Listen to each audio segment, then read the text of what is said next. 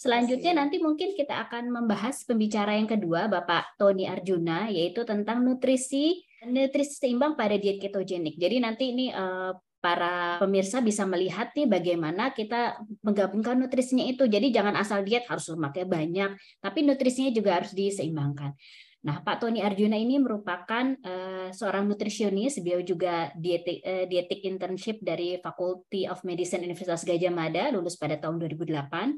Kemudian mengambil Master of Nutrition and Dietetic di Vlinders University pada tahun 2011. Kemudian terakreditasi sebagai practicing dietitian dan nutrisionis di Dietitian Association of Australia tahun 2012 dan seorang PhD in Clinical Nutrition di Universitas Adelaide tahun 2017. Beliau juga seorang postdoctoral fellow NHMRC, Center of Research Excellence in Translating Nutritional Science to Good Health di University Adelaide dan Royal Adelaide Hospital. Banyak sekali ini yang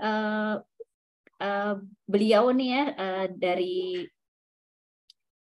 buku-buku juga yang beliau terbitkan. Nah, oleh karena itu narasumber kita akan membahas lebih berlanjut mengenai nutrisi diet seimbang dan para peserta boleh nanti melakukan tanya jawab di kolom chat karena saya yakin sekali banyak yang akan ditanyakan dari narasumber-narasumber kita. Silahkan Pak Tony, waktu 20 menit. Terima kasih banyak Dr. Yaya atas waktunya. Saya mohon izin untuk screen share. Kemarin waktu ngobrol-ngobrol sebelumnya dengan Dr. Yaya, terus habis itu pertanyaan ini yang muncul tadinya topiknya agak berbeda, tapi Dr. Yaya mengatakan kalau mungkin salah satu masalah adalah banyak orang yang kurang paham sebenarnya terkait dengan safety dan sustainability dan itu seperti apa, dan kira-kira kalau dilakukan dengan mengkombinasikan diet yang seimbang itu possible atau enggak sih gitu. Nah, oleh karena itu bagian saya yang kedua ini justru menyampaikan sisi lainnya. Kalau tadi Bu Salve sudah menyampaikan beberapa manfaat dari ketogenic diet ya, kalau saya justru bukan mau bermain devil's advocate ya, tapi ini berdasarkan clinical experience. Kebetulan selama studi S2, S3 dan postdoc di Australia, saya juga bekerja sebagai seorang dietitian di klinik weight loss terutama, dan specialist training saya di bidang bariatric surgery. Jadi memang bidang penurunan berat badan ini adalah satu bidang yang paling banyak kami geluti, termasuk sekarang di Jogja juga. Dan salah satu yang umum saya temui adalah pasien-pasien dengan model ketogenic diet ini datang untuk berkonsultasi dengan berbagai isu yang kemudian muncul. Sebelum kita membahas tentang safety dan sustainability dari melakukan ketogenic diet, terutama ditinjau dari aspek dampaknya terhadap tubuh kita, saya ingin berangkat dari background yang utama untuk membuat supaya frame berpikir kita berangkat dari satu hal yang sama. Satu, bahwa dari penelitian yang dipublish tahun 2019 ini, sekarang kita semakin sadar ya kenapa hampir semua orang, saya kira teman-teman dokter spesialis yang juga saya selalu tahu, siapapun itu pasiennya, apapun yang datang, pasti selalu bertanya kalau dia sakit apa, pasti pertanyaan berikutnya adalah, terus makanan yang boleh dan nggak boleh itu apa gitu. Dan ini memang menjadi concern bersama karena sekarang kita tahu dari banyak studi yang sudah dipublish, seperti yang salah satunya saya tampilkan pada slide ini, itu sekarang dengan firm kita yakin bahwa 90% lebih itu penyakit yang menjadi top 10 killer di seluruh dunia itu memang berhubungan dengan apa yang kita makan dan bagaimana kita memakan makanan itu. Dan ini tentu menjadi concern kita semua ya, karena sampai kapanpun nggak ada orang yang mau disuruh berhenti makan, itu kan impossible gitu. Jadi otomatis memastikan bahwa makanan itu tetap menjadi bagian dari gaya hidup yang sehat dan menjadi bagian dari kualitas hidup kita itu tetap bisa dilakukan. Cuma ini tidak sesuatu yang gampang sekali lagi karena kita selalu berangkat dari frame pikiran bahwa makanan yang sehat itu adalah selalu makanan yang pasti nggak enak, bentuknya hijau-hijauan kayak disuruh makan rumput-rumput kayak kambing gitu, suruh makan sayur sebagian besar, sedangkan makanan yang enak itu sebagian besar adalah makanan yang ya mau nggak mau menjadi nggak sehat gitu karena tinggi lemak, tinggi kalori, padat, tinggi gula di dalamnya yang hampir semua orang menjadi suka gitu. Nah, oleh karena itu ini menjadi susah sebenarnya untuk menemukan supaya tubuh itu mencapai balance yang seimbang, supaya apa yang kita makan tadi tidak menghasilkan kualitas hidup yang buruk yang akhirnya mengarah kepada terjadinya berbagai penyakit yang menyebabkan resiko kematian yang semakin besar tadi. Dan memang kalau dilihat karena makanan yang enak-enak tadi ya, di Indonesia juga sama. Akibatnya di seluruh dunia itu karena perkembangan ilmu kuliner, pengolahan bahan makanan dan sebagainya, itu kita cenderung sekarang mengkonsumsi banyak sekali bahan makanan yang ukurannya mini, kecil-kecil, dan di negara Arab saya yakin Bapak Ibu semua yang bekerja di sana tahu banyak sekali snack, berbagai macam makanan khas yang dimakan itu yang kalorinya sangat padat sekali. Dan kalau dibandingkan dengan banyak negara termasuk di Arab Saudi dan wilayah Jazirah Arab lainnya, itu memang menjadi wilayah yang prevalensi obesitas itu sangat tinggi di seluruh dunia. Dan kalau dilihat memang Indonesia, kalau kita lihat sekarang, kalau kita balik dengan konteks negara kita belum terlalu tinggi ya dari segi prevalensi kalau dibandingkan dengan negara yang sudah menjadi top 10 dalam prevalensi obesitas di dunia, termasuk negara-negara Arab. Indonesia itu kalau dilihat dari prevalensinya, misalnya jumlah orang yang mengalami kegemukan dan obesitas itu baru nomor 3 prevalensinya di Asia Tenggara setelah Malaysia dan Thailand. Tapi kalau kita lihat dari jumlah absolut, ini sangat mengerikan sebenarnya, karena kalau misalnya sekarang jumlah penduduk Malaysia itu tahun ini totalnya hanya 27 juta, itu kalau kita misalnya menghitung prevalensi orang yang obesitas di Indonesia hanya 10% saja, itu artinya orang yang kegemukan dan obesitas di Indonesia itu sama dengan seluruh penduduk Malaysia jumlahnya gitu. It's so scary. Jadi ini memang menjadi masalah yang besar yang kita semua concern dan penting untuk memperhatikan gitu. Cuma kegemukan obesitas ini itu adalah bukan suatu masalah yang sederhana ya, karena masalahnya cenderung dari pengalaman saya selama ini menangani berbagai macam pasien itu, makanan itu justru cenderung bukan menjadi penyebab utama orang itu menjadi gemuk sebenarnya gitu, tapi berbagai situasi, peristiwa, kondisi yang menyebabkan orang itu menjadi susah mengontrol makanan, itu adalah cenderung menjadi root cause yang lebih penting untuk ditangani. Karena mau sebagus apapun kita mengatur dietnya, memberikan preskripsi yang sedetail apapun, itu kalau mereka tidak memungkinkan untuk menerapkan itu di dalam konteks kehidupan sehari-hari, itu mustahil untuk bisa merubah pola makan, akhirnya menyebabkan orang itu menjadi turun berat badannya terutama.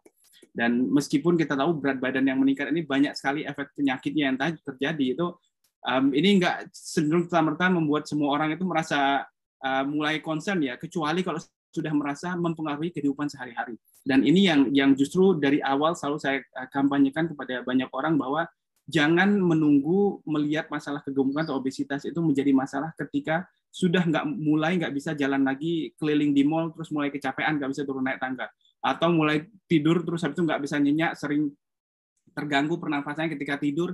Itu jangan hanya ketika sudah masalah yang mengganggu quality of life itu muncul, tapi masalah lain yang sebelum dari itu, yang gejalanya sudah banyak sekali muncul dari awal, mulai dari hipertensi, peningkatan hiperglikemia, gangguan kontrol gula darah, dan seterusnya, ini justru harus lebih aware dari awal dan secepatnya untuk ditangani. Nah, dan melihat dari masalah ini, itu kita tahu sampai sekarang, apapun jenis dietnya, apapun diet yang dilakukan, orang yang turun berat badannya, walaupun cuma kecil 5% saja, itu penurunan berat badan, itu impact-nya sangat kuat untuk meningkatkan risiko kematian akibat berbagai macam penyakit yang timbul tadi. Nah, cuma seperti disampaikan oleh Pak Dubes tadi, kita sampai sekarang itu nggak mengetahui, nggak punya yang namanya silver bullet, metode paling praktis, metode paling tepat yang bisa digunakan untuk menurunkan berat badan. Dari dulu kita menganggap bahwa orang kalau makan makanan yang berlemak itu menjadi tambah gemuk gitu. Padahal sekarang dengan konsepsi ilmu pengetahuan yang baru, kita tahu bahwa ini ternyata pengetahuan yang salah gitu. Karena orang justru kalau makan lemak lebih tinggi itu bukan menjadi lebih gemuk. Dengan model yang ketum, misalnya dengan makan lemak lebih banyak, justru akan menginduksi pembakaran lemak internal di dalam tubuhnya gitu. Tapi pertanyaan terbesar itu kembali ke yang saya sampaikan tadi dengan yang disampaikan Dr. Yaya, itu kira-kira sustainable nggak sih melakukan itu, aman nggak sih, bisa nggak sih gizi seimbang tetap diterapkan dengan model kayak gini gitu. Dan inilah yang justru membuat orang, karena tadi semuanya pengen kurus, semua pengen kurus yang secepatnya. Semua orang pengen mencoba berbagai macam diet. Keto diet ini bukan satu-satunya dari model diet yang sekarang lagi booming di pasaran. Ada berbagai macam banyak jenis dietnya yang mirip dengan keto, misalnya paleo diet atau yang lainnya. Itu semuanya menawarkan mimpi yang sama, bahwa ada cara yang kita itu bisa menurunkan berat badan dengan praktis, dengan hanya merubah pola makan saja gitu. Cuma selalu kira-kira perubahan ini itu bisa berlangsung jangka panjang atau enggak, itu yang menjadi pertanyaan terbesar. Seperti saya baca beberapa dari awal tadi pertanyaan dari audiens, kira-kira berapa lama mulai muncul efeknya, itu juga menjadi pertanyaan yang banyak tanyakan oleh banyak pasien yang mencoba untuk menurunkan berat badan. Nah, ketika melakukan keto diet yang seperti bermacam-macam variasinya, tadi Bu Selva juga sempat menyebutkan, saya nggak akan mengulangi lagi. Tapi pada umumnya adalah apapun jenis dietnya, mau itu ketogenic diet, low carb diet, dan sebagainya, itu pada akhirnya itu orang yang melakukan diet ini pada intinya turun berat badan karena memang asupan makanannya itu menjadi berkurang drastis setelah melakukan model diet ini.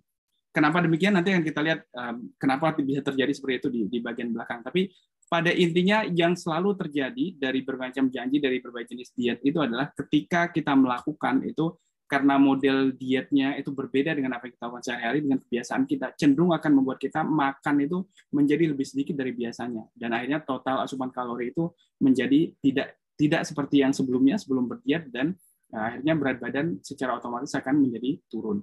Nah, cuma kalau dilihat dari segi proses penurunan, itu efektivitas keto diet ini memang kalau dibandingkan dengan diet yang membatasi lemak misalnya atau diet jenis lain itu lebih baik di fase awal sebenarnya.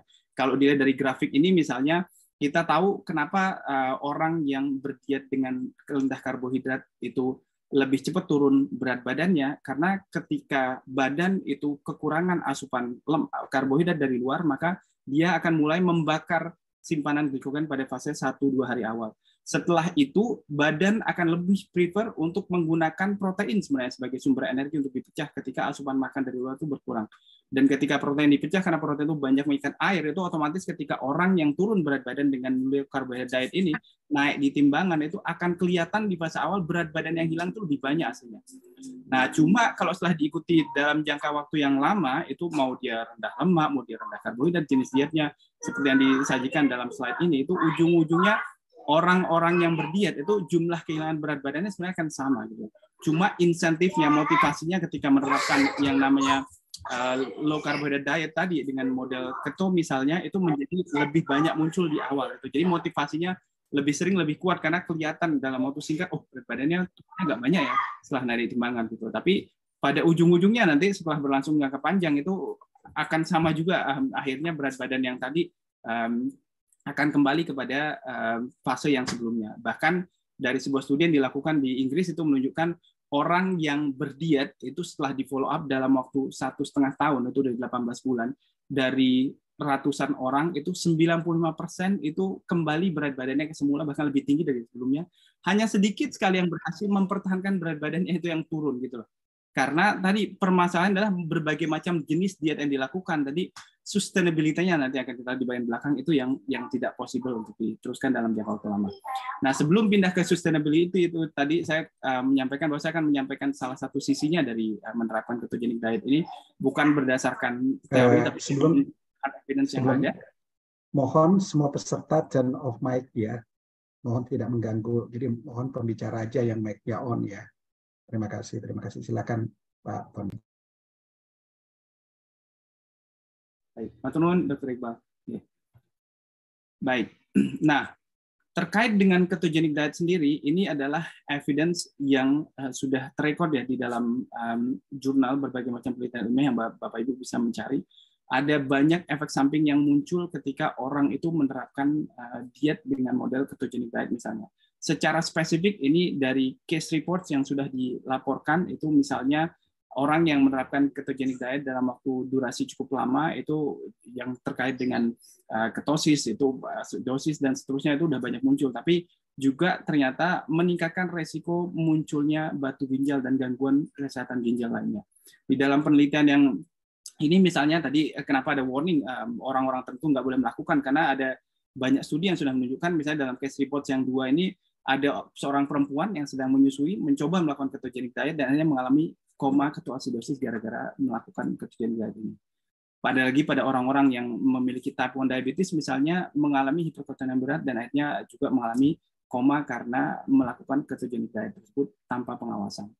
Belum lagi sisi lainnya sebenarnya yang kita butuhkan di dalam badan kita tadi terkait dengan gut microbiome, itu justru malah ketogenic diet ini bisa dibilang salah satu masalah yang terbesar yang bisa membunuh banyak mikrobiota usus dalam usus besar kita, karena makanan gut microbiome yang utama adalah prebiotik. Mereka makan dari bahan-bahan serat yang tidak tercerna di bagian atas saluran pencernaan kita, dan ketika serat-serat ini yang umumnya tinggi karbohidrat kompleks itu masuk ke dalam saluran pencernaan, inilah yang mereka fermentasi. Dan ini yang membuat mereka happy. Dan kita tahu dari banyak penelitian yang sudah dipublish sekarang bahwa kesehatan mikrobiota usus kita itu adalah salah satu komponen yang menunjang berbagai macam dampak positif bagi tubuh kita. Dan ketika mikrobiota usus ini mengalami gangguan, khususnya entah itu karena extreme dieting dengan model keto diet atau dengan misalnya terapi antibiotik yang berkepanjangan terus akhirnya tidak di-replenish dengan baik, itu maka banyak sekali pasien-pasien yang mengalami gangguan kesehatan yang muncul itu akibat gangguan balance dari mikrobiota ususnya. Mulai dari sifatnya peningkatan risiko diabetes, obesitas otomatis itu menjadi bagian, kemudian peningkatan terjadi risiko inflammatory bowel disease dan juga cancer. Nah, di sisi lain itu ada juga hal-hal yang cukup menarik ya, meskipun tadi Dr. Saya menyebutkan memang dari awal konsepsi diet ketogenik ini diterapkan pada pasien anak yang mengalami epilepsi khususnya.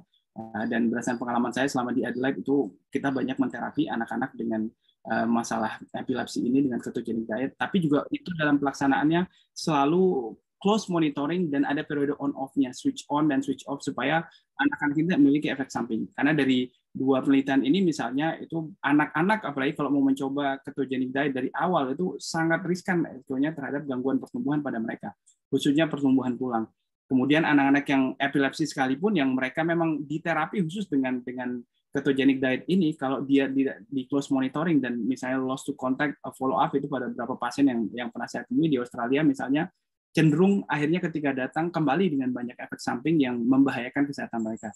Jadi pada orang yang memang diharuskan melakukan itu sekalipun itu efek sampingnya ternyata ada gitu. Baik kalau kita memang tadi tujuannya semata-mata adalah untuk melakukan penurunan berat badan.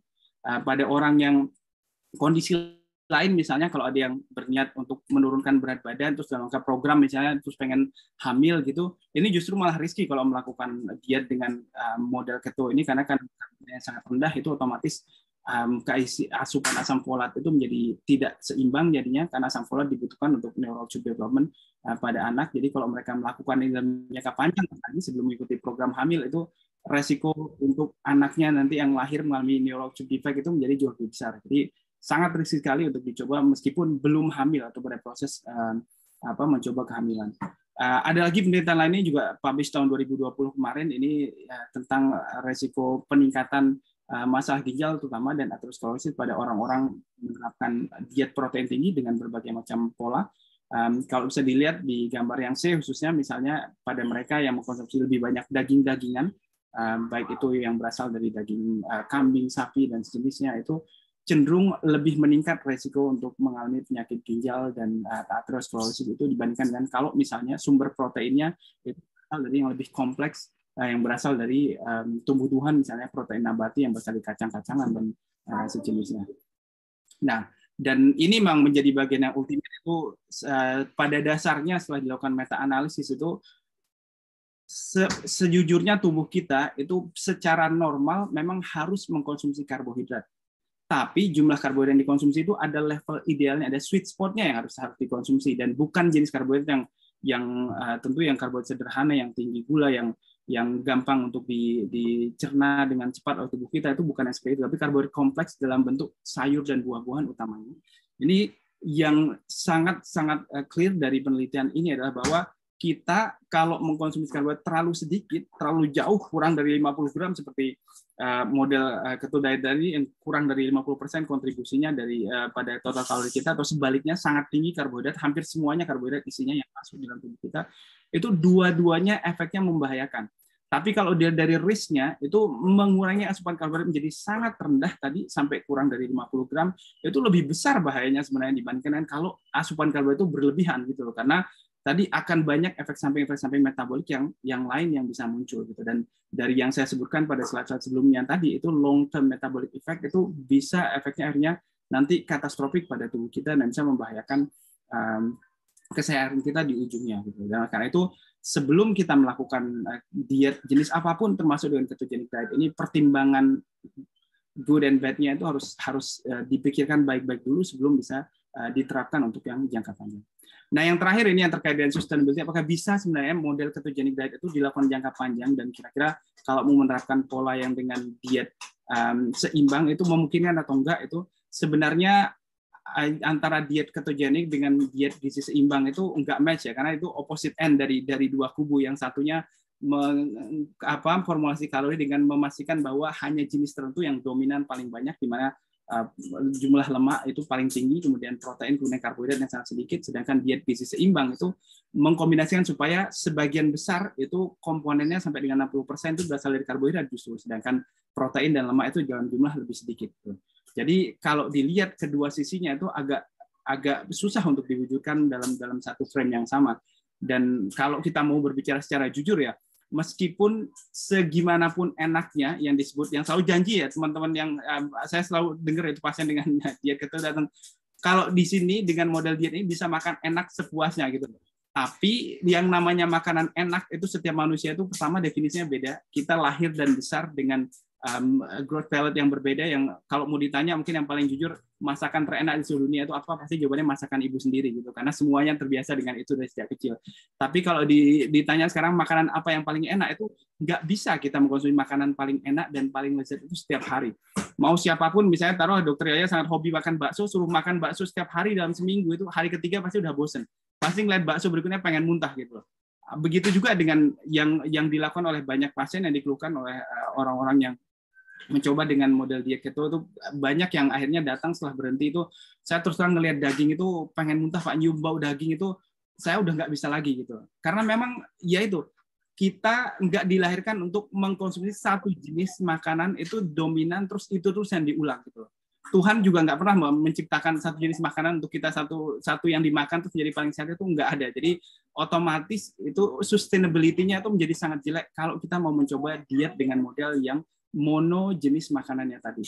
Kalau jangka pendek, yes, it's good. Itu kita gunakan sering dalam jangka pendek tadi untuk menginduksi terjadi weight loss dalam waktu lebih cepat supaya memotivasi. Tapi in the long term, not a good idea. Karena tadi kemampuan tubuh kita untuk mencerna dan mengkonsumsi makanan dengan model yang sama, bentuk yang sama itu menjadi sangat terbatas. Mau seenak apapun makan salmon, kalau salmon tiap hari mau di sate, mau di grill, mau dibikin pepes atau apapun, itu ujung-ujungnya akan bosan memakan itu. Makan daging juga sama, mau di variasi bentuk apapun, kalau setiap hari bentuknya sama, we will get bored. Itu memang pada kenyataannya manusia diciptakan seperti itu.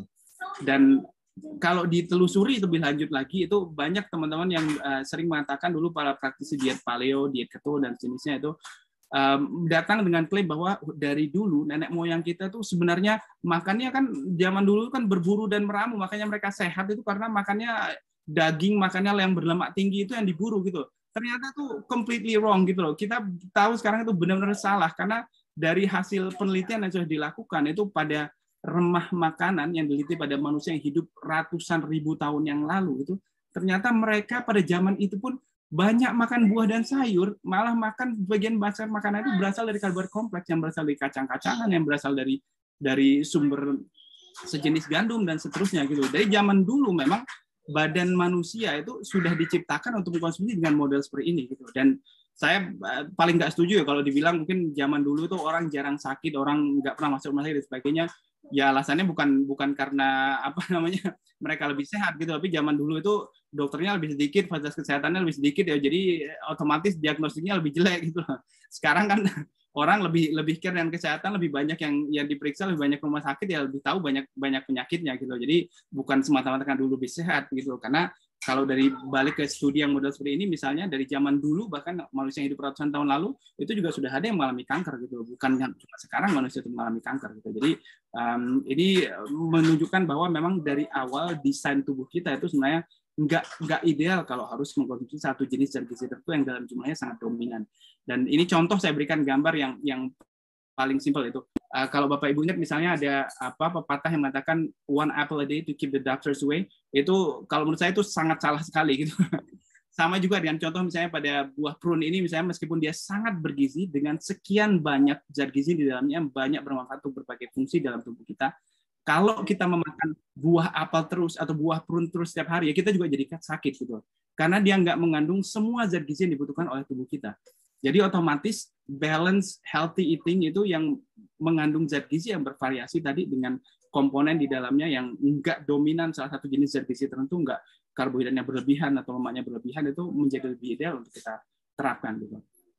Cuma ya ini kembali ke kenyataan tadi ya, bahwa yang namanya diet yang sifatnya ekstrim termasuk keto tadi itu relatif lebih populer ya, karena umumnya itu muncul dengan janji yang seperti ini. Saya kira Bapak Ibu pasti pernah dengar juga itu dengan model berbagai macam jenis diet yang pokoknya kalau kamu pakai ini itu dalam seminggu akan hilang sekian kilo gitu. Bahkan kadang nggak rasional gitu, karena itu impossible secara fisiologis untuk terjadi dalam tubuh kita. Cuma karena janjinya bombastis itu cenderung orang pengen untuk melakukan gitu. Dan oleh karena itu sebenarnya dalam upaya kita untuk menurunkan berat badan itu, karena kita nggak punya silver bulletnya, nggak punya satu metode yang paling ideal untuk menurunkan berat badan, itu yang paling krusial adalah tadi di dalam mengkonsumsi makanan untuk membantu menurunkan berat badan itu kita satu memastikan dipandu oleh tenaga kesehatan yang berkompeten untuk membantu menurunkan berat badan dengan ideal. Yang kedua, apapun jenis metode penurunkan berat badan yang mau tinggi lemak, tinggi karbohidrat, atau sebaliknya rendah lemak, rendah protein dan sebagainya, itu selalu harus ada periode di mana proses ini diberikan break time. Karena kalau itu berkepanjangan, tubuh kita akan kelelahan untuk mengolah makanan dengan cara yang abnormal tadi. Dan akhirnya akan membuat tubuh kita menjadi tidak sustainable dalam hal kesehatan. Nah, bahkan sekarang justru yang lebih populer itu mungkin yang Bapak Ibu sebagian pernah mencoba dengan intermittent fasting, itu justru malah lebih mudah untuk dilakukan dibanding dengan sibuk untuk membatasi, mikirin ini lemaknya berapa, karbohidratnya berapa. Itu membantu mengatur waktu makan, kapan boleh makan, kapan harus nggak makan, itu jauh lebih ideal sebenarnya gitu. Dan puasa Ramadan itu aslinya kalau dilakukan dengan benar itu bisa membantu orang menurunkan berat badan yang sangat signifikan. Cuma sayangnya sampai sekarang itu bahkan di Arab Saudi sekalipun penelitian yang nanti kalau Bapak Ibu tertarik mau search tentang penelitian puasa di Arab Saudi itu sangat menarik sekali. Orang bulan puasa itu 2 minggu pertama turun rata-rata 3 kilo. Tapi terus 2 minggu berikutnya itu mulai naik perlahan-perlahan setengah kilo bertambah sampai minggu keempat. Terus seminggu setelah Lebaran itu berat badannya malah bertambah 3,5 kilo. Jadi ternyata di dalam proses yang kalau dilakukan dengan benar harusnya bisa menurunkan berat badan, malah justru sebaliknya orang yang berpuasa di bulan puasa itu malah justru setelah Lebaran seminggu itu hilang semua upaya sebulannya dicuci dengan makan lontong opor di setiap tempat gitu. Jadi akhirnya kembali lagi lebih tinggi dibanding berat yang sebelumnya gitu. Jadi pada intinya ada banyak sekali metode intinya untuk bisa menurunkan berat badan, bisa dengan keto diet, dengan paleo diet dan sebagainya. Tapi yang paling penting tadi dalam melakukan supaya safe itu butuh monitoring dan nggak bisa dilakukan jangka panjang karena sustainability-nya itu membahayakan bagi kesehatan tubuh kita.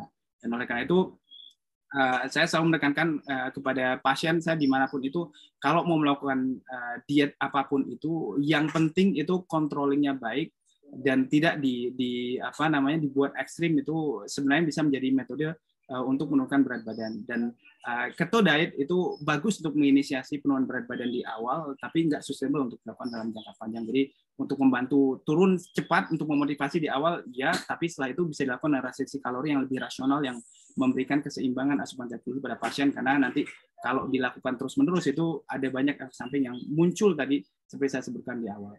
Mungkin itu yang bisa saya sampaikan dulu, Dr. Yaya. Terima kasih. Saya kembalikan ke Dr. Yaya. Terima kasih Pak Tony. Ini materinya menarik sekali. Jadi pertanyaan pun sudah banyak sebenarnya. Jadi intinya itu diet seimbang, nutrisi seimbang tidak bisa kita jadikan acuan untuk diet ketogenik karena ini dua hal yang berbeda.